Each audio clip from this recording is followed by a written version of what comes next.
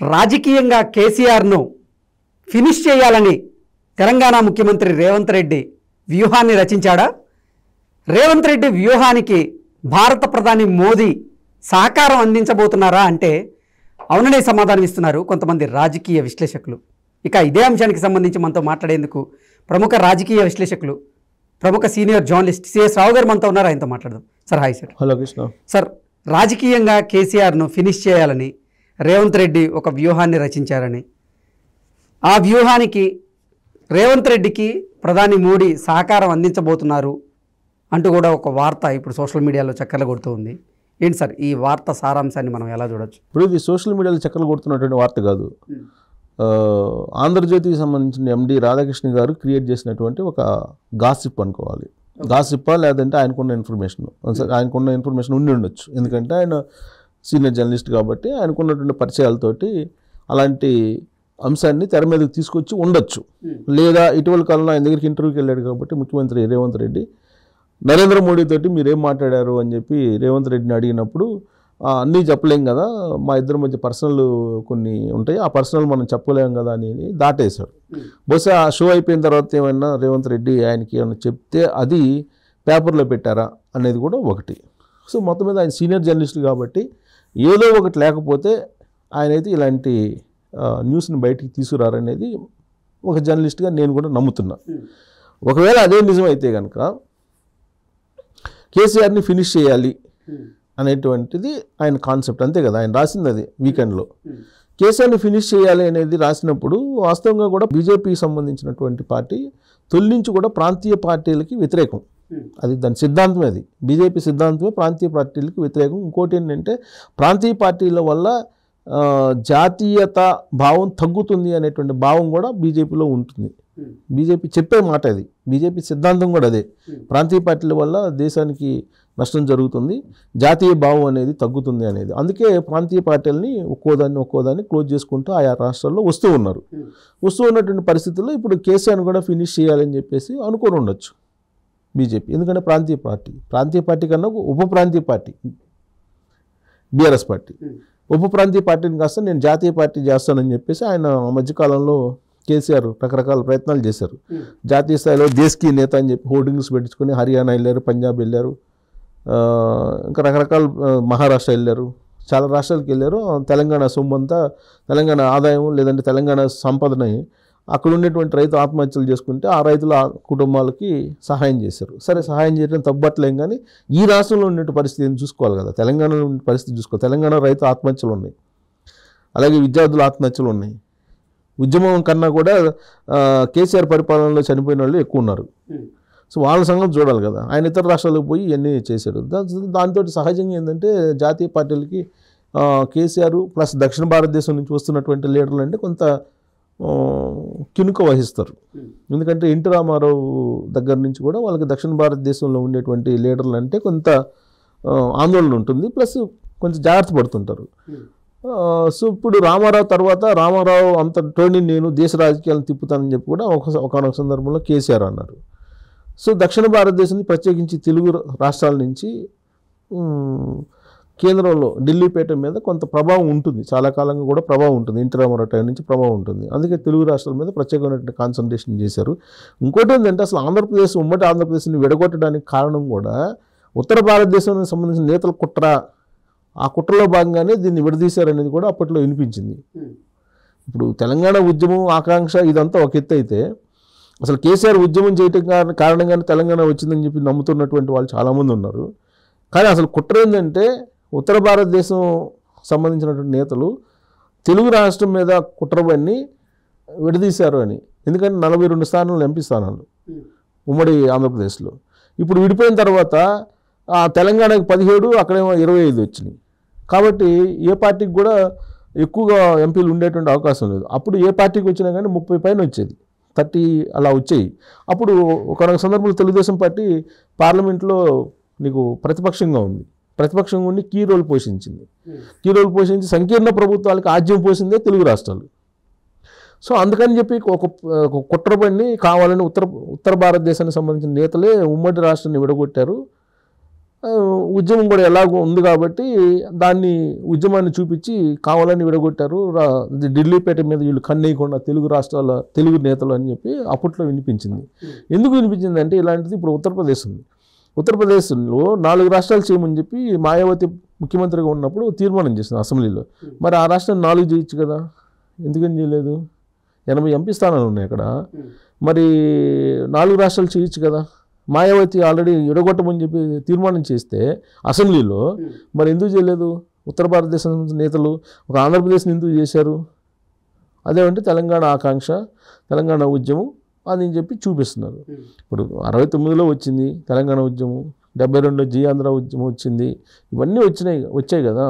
కానీ ఇప్పుడే ఎందుకు విడగొట్టారంటే కేవలం ఢిల్లీపేట మీద తెలుగు రాష్ట్రానికి సంబంధించిన నేతలు కన్నేస్తున్నారు అనేటువంటి యాంగిల్లో విడగొట్టారనేది ఒక వర్షం అప్పట్లో వినిపించింది. సరే, ఉద్యమం ఉవ్వెత్తున వేసింది, ఇవ్వక తప్పనటువంటి పరిస్థితి ఏర్పడింది అని నమ్మేవాళ్ళు కూడా చాలామంది ఉన్నారు. అది కేసీఆర్ వాళ్ళు వచ్చిందని చెప్పి నమ్మేవాళ్ళు ఉన్నారు. కేసీఆర్ వాళ్ళకి కాదు, అన్ని పార్టీల అంగీకారంతో వచ్చింది తెలంగాణ అనేవాళ్ళు ఉన్నారు. లేదు కాంగ్రెస్ పార్టీ సోనియా గాంధీయే ఇచ్చింది, సోనియా గాంధీ అనుకోకపోతే అసలు ఇచ్చిండేది కాదు అనేది కొంతమంది అంటున్నారు. సరే, కారణం ఏదైనప్పటికీ రాష్ట్రం విడిపోయింది, విడగొట్టడం వాళ్ళకి ఇన్ని కారణాలు ఉన్నాయని చెప్పి చెప్తూ ఉంటారు, అనేక వర్షాలు వినిపిస్తూ ఉంటాయి. అయితే ప్రాంతీయ పార్టీలను జీరో చేయడానికి బీజేపీ ఎప్పుడు కూడా రెడీగా ఉంటుంది. ఇప్పుడు మహారాష్ట్ర చూసాం, శివసేన పార్టీని చిన్నాభిన్నం చేసేసింది. శివసేన పార్టీ అసలు ఇప్పుడు ఏందో తెలియదు. అలాగే ఎన్సీపీ ఉంది, ఎన్సీపీ పరిస్థితి కూడా ఏందో తెలియదు. అట్టా ప్రాంతీయ పార్టీలని క్లోజ్ చేసుకుంటూ వస్తుంది. ఉత్తరప్రదేశ్ ఉంది, ఉత్తరప్రదేశ్లో మాయావతి పార్టీ బీఎస్పీ ఉందా లేదా తెలియని పరిస్థితి. సమాజ్వాదీ పార్టీ ఉంది, కానీ అది ఎప్పుడు చీలిపోదో తెలియని పరిస్థితి. అలాగే జనతా పార్టీలు అనేక ఉన్నాయి, అవన్నీ కూడా తలా ఒక దిక్కు వెళ్ళిపోయినాయి. సో కాబట్టి ఈ ప్రాంతీయ పార్టీలకు వ్యతిరేకంగా బీజేపీ ఉంది కాబట్టి ఆ కోణంలో ఇక్కడ బీఆర్ఎస్ పార్టీని కూడా క్లోజ్ చేయాలని చెప్పి బీజేపీ అనుకొని ఉండొచ్చు. ఓకే, ఎందుకంటే బీఆర్ఎస్ పార్టీ ఉంటే కనుక రాబోయేటువంటి రోజుల్లో బీజేపీ బలపడే అవకాశం ఉండకపోవచ్చు. ఎందుకంటే కాంగ్రెస్ పార్టీ అధికారంలో ఉంది, కాంగ్రెస్ పార్టీ జాతీయ పార్టీ. సో కాంగ్రెస్ పార్టీని ఎలాగైనా ఓడిస్తూ వస్తుంది బీజేపీ. సో ప్రాంతీయ పార్టీలని ఓడిస్తే కనుక, అసలు ప్రాంతీయ పార్టీలను క్లోజ్ చేస్తే కనుక రాబోయేటువంటి రోజుల్లో కంప్లీట్గా బీజేపీ ఆక్యుపై చేయొచ్చు అనేది ఆ పార్టీకి ఒక ఆశ ఉండొచ్చు. అందుకే బహుశా ఆ యాంగిల్లో రాసి ఉండొచ్చు ఆయన. ఇంకా బలమైన పార్టీ తెలుగుదేశం పార్టీ ఉంది ఆంధ్రప్రదేశ్లో, అక్కడ బెడ్స్ కొట్టింది. ఇప్పుడు అక్కడ చంద్రబాబు నాయుడు క్లోజ్ చేసేటువంటి కార్యక్రమాన్ని జగన్మోహన్ రెడ్డికి అప్పచెప్పారనేది ఆయన రాసినటువంటి దాంట్లో ఒక యాంగిల్. జగన్మోహన్ రెడ్డి భుజం మీద తుపాకీ పెట్టి చంద్రబాబు నాయుడు గారిని అలాగే టీడీపీని నాశనం చేయాలనే ప్రయత్నం చేశారు. ప్రయత్నం విఫలమైంది అన్నట్లుగా అయింది. ఇక్కడ ఇప్పుడు ఏంటి ఆయన రాసింది, రేవంత్ రెడ్డి భుజం మీద తుపాకీ పెట్టి కేసీఆర్ని కాల్చాలనే ప్రయత్నం జరుగుతుందనేది ఆయన ఆర్టికల్లో ఉండేటువంటి సారాంశం. అక్కడేంటి, ఆల్రెడీ జగన్మోహన్ రెడ్డి భుజం మీద పెట్టి చంద్రబాబు నాయుడు కాల్చాలనే ప్రయత్నం చేశారు, కానీ విఫలమయ్యారు. అంతే కదా, విఫలమయ్యారు. ఇప్పుడు అక్కడ ఆయన తీసుకెళ్ళి జైల్లో పెట్టారు, చంద్రబాబు నాయుడిని. జైల్లో పెట్టిన తర్వాత నాకు తెలియదు అని చెప్పి జగన్మోహన్ రెడ్డి ఇండైరెక్ట్గా ఢిల్లీలో పెద్దలు ఉన్నారని చెప్పి ఢిల్లీ వాళ్ళ మీద పెట్టేశారు. సో దాంతో బీజేపీకి చుట్టుకుంది అది. సో జగన్మోహన్ రెడ్డి బీజేపీ 2 ఒకటే అనేది తెలుసు, ప్లస్ నాకు సంబంధం లేదు, నేను బీజేపీ పెద్దలు ఢిల్లీ పెద్దలు అని ఆయన అన్నాడు. అంటే అక్కడ అక్కడ కూడా తెలుగుదేశం పార్టీని క్లోజ్ చేయాలి, చంద్రబాబు నాయుడు క్లోజ్ చేయాలి రాజకీయంగా అనే ప్రయత్నం జరిగింది, కానీ అక్కడ విఫలమయ్యారనేది ఆయన ఆర్టికల్లో ఉన్నట్టు సారాంశం. కానీ ఇక్కడ మాత్రం రేవంత్ రెడ్డికి సహకరించడం ద్వారా బీఆర్ఎస్ని క్లోజ్ చేయాలనేటువంటిది పగడ్బందీగా నడుస్తుంది. కారణం ఏంటంటే అటు కాంగ్రెస్కి టార్గెటే బీఆర్ఎస్ పార్టీ, బీజేపీకే టార్గెటే. పైగా బీఆర్ఎస్ పార్టీ 10 సంవత్సరాల పరిపాలన చేసినటువంటి కుంభకోణాలు బోల్డెన్ ఉన్నాయి. తాజాగా వచ్చినటువంటి ఈ రేసు సంబంధించి దాంతోపాటు కాళేశ్వరం తాజాగా విజిలెన్స్ తనిఖీల్లో బయటపడినటువంటి ఘోరాన్ని చూస్తే కనుక వాళ్ళు చేసినటువంటి అవినీతి అక్రమాలు ఏందనేది తెలుస్తుంది. అలాగే రేవంత్ రెడ్డికి మోదీ జగన్మోహన్ రెడ్డికి సంబంధించినటువంటి ఒక సీక్రెట్ని చెప్పారంటూ కూడా నిన్న వీకెండ్ కమెంట్ బై ఆర్కేలో పొందుపరచడం జరిగింది. ఏంటి సార్ ఆ సీక్రెట్ ఏంటి? అసలు ఆ సీక్రెట్ చెప్పుంటాడా అనేది నాకైతే అనిపించట్లేదు. ఎందుకంటే ఆల్రెడీ బట్టి విక్రమార్క గారికి వెళ్ళారు. బట్టి విక్రమార్క అక్కడ ఉన్న సందర్భంలో వీళ్ళిద్దరు పక్కకి పోయి మాట్లాడుకుంటారా ప్రధానమంత్రి ముఖ్యమంత్రి అనేది ఒకటి సందేహం. సరే, జాగ్రత్తగా జనరల్గా యంగేజ్లో ముఖ్యమంత్రి అయ్యారు, తక్కువ టైంలో యంగేజ్లో ముఖ్యమంత్రి అయ్యారు రేవంత్ రెడ్డి. బహుశా మామూలు జాగ్రత్తలు చెప్పుంటారు.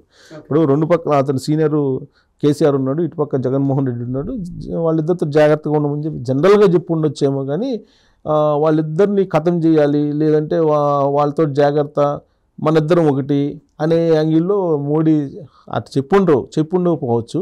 బట్ రాధాకృష్ణ గారు రాసినటువంటి ఆర్టికల్లో అలాంటి స్మెల్ వచ్చేలాగా రాశారు. దానికి తగ్గట్టు కేటీఆర్ కూడా యాక్ట్ చేస్తున్నారు. కేటీఆర్ ఏంటి, కాంగ్రెస్ పార్టీలో ఉండడు రేవంత్ రెడ్డి, రాబోయేటువంటి రోజుల్లో ఏక్నాథ్ షిండే అవకాశం ఉందని చెప్పి ఆయన ఒక స్టేట్మెంట్ ఇచ్చాడు నిన్న. ఇవాళేమో ఆర్కే వీకెండ్లో అలాంటిదే రాశారు.